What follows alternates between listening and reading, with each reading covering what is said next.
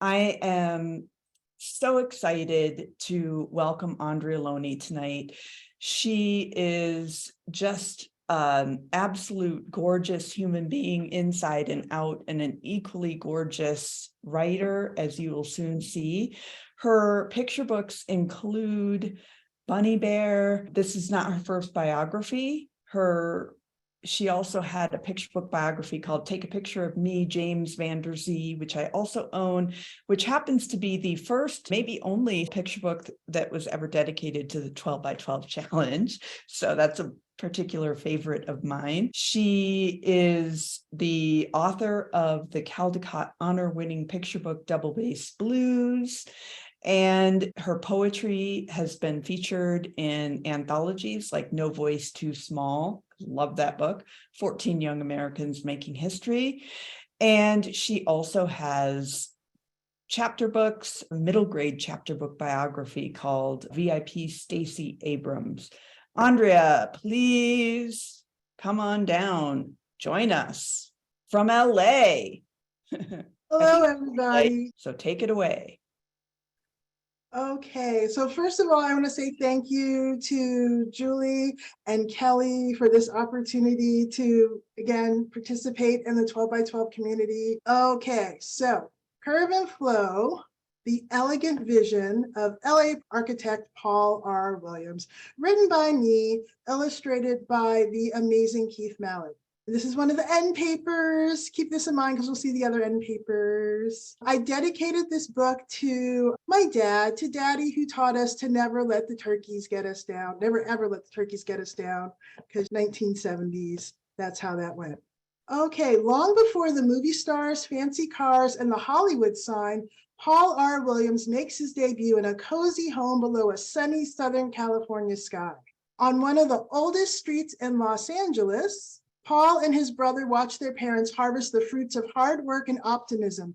He learns that in the city of angels, sometimes dreams come true, but not always. Before Paul turns 5, he loses his parents and his brother is sent away. But fate takes a curve and love flows in. At his new home, many of Paul's neighbors are immigrants. The children share food, stories, and languages from all over the world. The sole Black child in his school, Paul likes learning with friends, but he really loves to draw, especially buildings. Paul gazes at the wide open spaces of Los Angeles, from the curve of the San Gabriel Mountains to the flow of the Pacific Ocean. He imagines a breathtaking metropolis. He even dreams of building his own home. There are many Negro artists, says a family friend, but I've never heard of a Negro architect. Paul loves a challenge. So 10-year-old Paul gets to work. Extra, read all about it.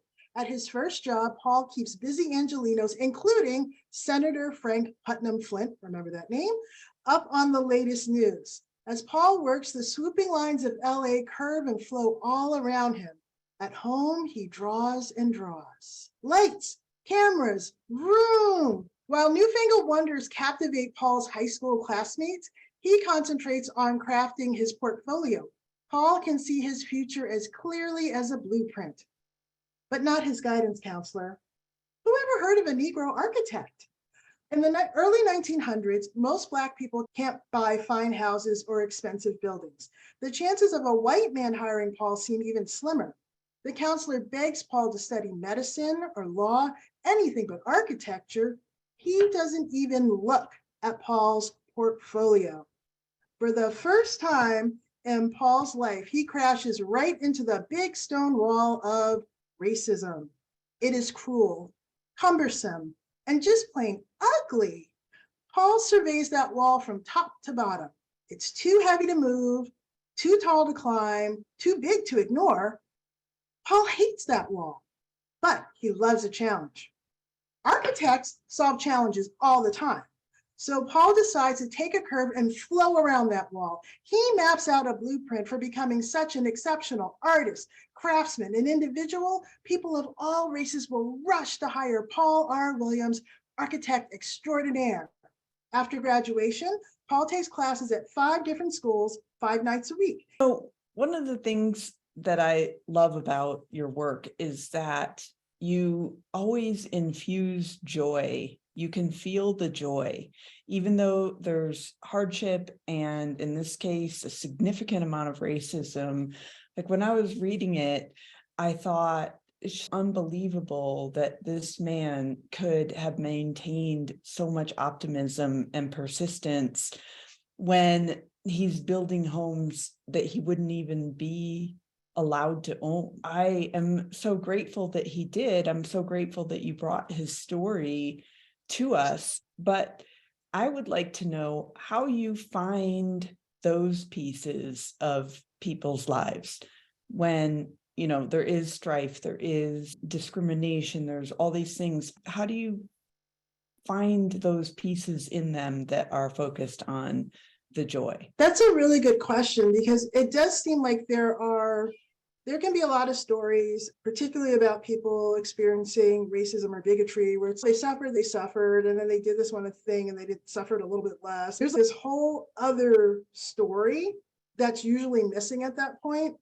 And as far as I'm concerned, I tell stories about people who are really passionate about something, whether it's James Van Der Zee wanting to make these great pictures or Stacey Abrams wanting to be in politics and help people. And it just so happens that one of the obstacles for a lot of these people happens to be racism. But the racism isn't where it all starts. The racism is the obstacle in the way of the joy.